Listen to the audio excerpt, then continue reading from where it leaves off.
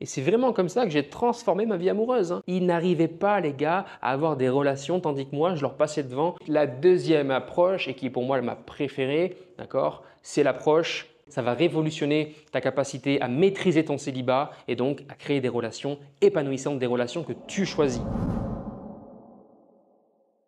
On est parti, bonjour messieurs, bienvenue dans cette vidéo. Aujourd'hui, nous allons voir comment trouver une copine, étape numéro 2. D'accord? Phase numéro 2, parce que les étapes, c'est ce qui va arriver dans cette vidéo. Donc, on a vu déjà la phase numéro 1 qui est disponible ici ou ici. Ok, je te laisse aller voir la vidéo. Phase numéro 1 qui te prépare à la rencontre amoureuse, qui te permet d'accueillir des femmes dans ta vie. Cette série de vidéos est organisée pour la réouverture de mon Académie en séduction. Donc si ça t'intéresse, si tu veux transformer littéralement ta vie amoureuse en l'espace de 3 mois, clique sur le premier lien dans la description. Tu as la liste d'attente, tu t'inscris et je te recontacterai par mail, toi et d'autres membres abonnés à la newsletter. Alors on est parti.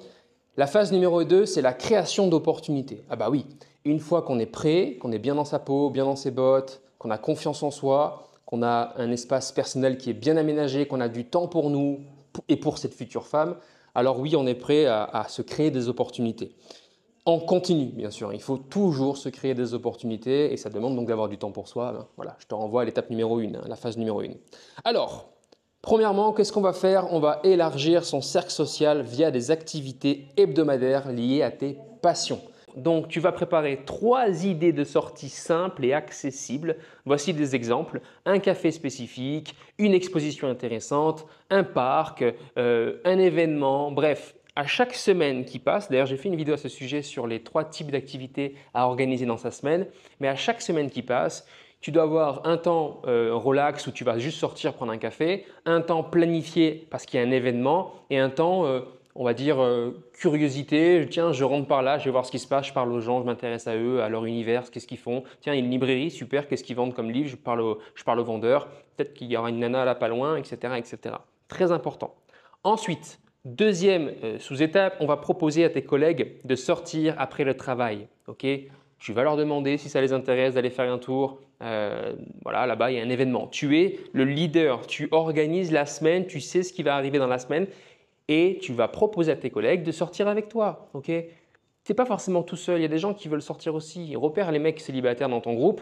Attention à leur état d'esprit parce que si tu traînes avec des bourrins, tu vas repousser les femmes. À peine tu vas rentrer dans le bar, tu vas être catégorisé gros bourrin alors que toi tu es quelqu'un de plutôt sage, de plutôt sérieux, quelqu'un d'intelligent. Donc attention avec qui tu sors forcément. Mais propose à tes collègues de sortir.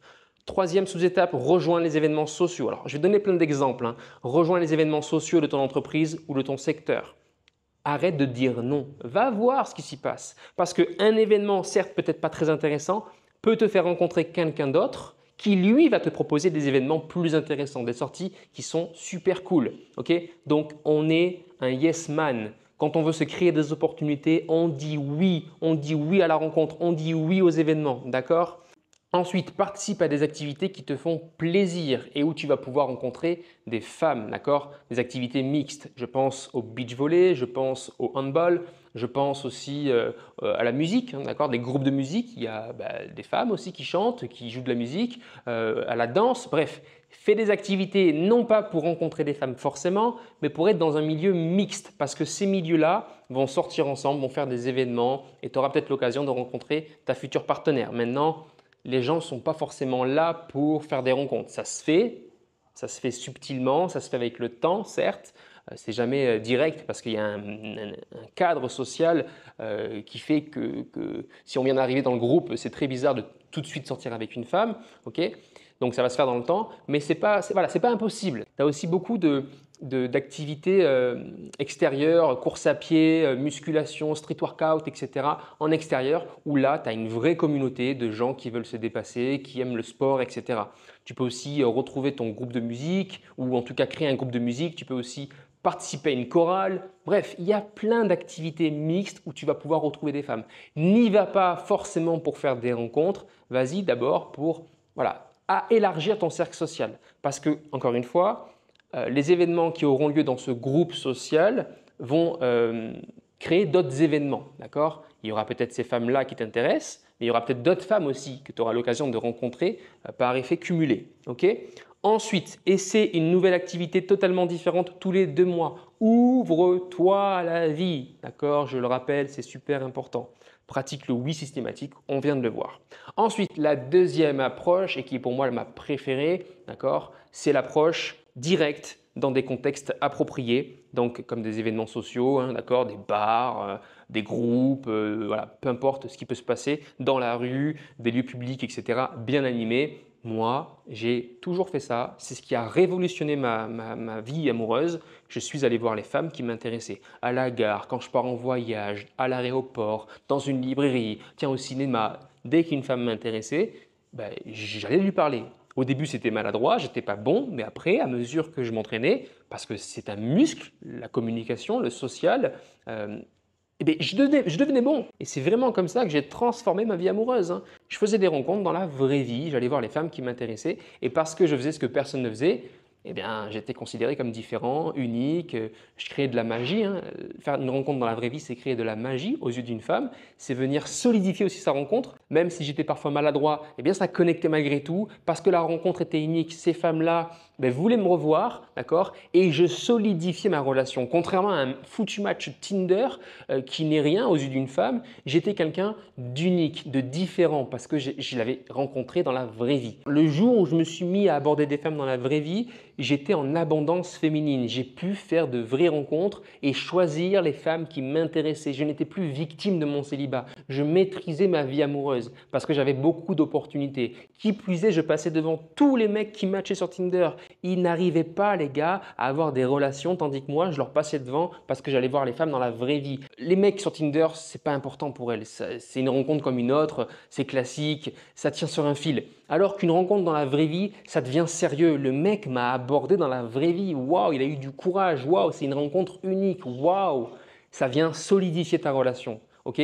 Donc c'est vital d'apprendre à faire des rencontres dans la vraie vie. Ça va révolutionner ton jeu, ça va révolutionner ta capacité à maîtriser ton célibat et donc à créer des relations épanouissantes, des relations que tu choisis. La première étape qui est super importante pour faire des rencontres dans la vraie vie, c'est de montrer sincèrement ton intérêt. D'accord? Ne joue pas à celui qui cherche des excuses pour aborder une femme. Arrête avec les prétextes. Essaie pas d'inventer une phrase ou de faire un truc un peu rigolo ou je ne sais quoi. Montre sincèrement ton intérêt. Pourquoi es-tu venu parler à cette femme? Et t'inquiète pas qu'elle aura des étoiles dans les yeux parce qu'elle se sentira femme, princesse, unique, qui se fait aborder par son prince. Ok? Et la troisième et dernière étape, c'est de t'inscrire à une activité hebdomadaire liée à tes passions. D'accord? Tu vas commencer à vivre une vie qui te fait kiffer autour de tes passions. Pas forcément une passion, tes passions. Musique, sport, sport mix, va tester des sports, va tester des activités. D'accord? C'est super pour t'enrichir intérieurement, pour grandir, te créer un cercle social qui, on le rappelle, va t'amener dans d'autres univers. Les gens sortent entre eux. Dans un groupe, ok, peu importe le type de groupe, ces gens-là sortent. Ils vont dans des événements, ils vont à des festivals, ils vont chercher de quoi s'occuper dans leur région. Donc, c'est super d'intégrer un groupe. Il te faut un groupe quelque part et un groupe qui est dynamique, un groupe qui est plus ou moins grand. Ok, je compte sur toi. Dans ce groupe, tu pourras demander des conseils et tu pourras donner des conseils pour connecter avec les gens. Il y a des gens qui ont besoin de toi. Il y a des gens qui ont besoin de tes compétences. Il y a des gens qui veulent ta présence dans leur groupe. D'accord? Tu es important pour eux parce que tu as une forme de singularité qui t'appartient et qui sera une lumière pour eux. Il te faut un groupe. Quoi qu'il arrive, il te faut un groupe. Tu ne peux pas rester seul toute ta vie et ce groupe, tu dois le faire vivre de par toi tes compétences, parler de toi et recevoir aussi les compétences des autres. Et ensuite sortir avec ces gens-là, connecter. Bref, c'est comme ça qu'on crée des opportunités. C'est pragmatique. Oui, ça va te demander de sortir de chez toi, mais il n'y a pas de méthode miracle. Jamais une femme va venir toquer chez toi. Ça n'arrivera pas. Tu vas devoir te responsabiliser, enfiler tes beaux vêtements, faire attention à ton apparence et dynamiser ta vie. Ok? Tu vas devoir créer des opportunités. On n'a rien sans rien. C'est bête à dire, mais si tu penses réellement que ta vie amoureuse va changer avec les applications de rencontres, tu te tires une balle dans le pied, tu te mens à toi-même.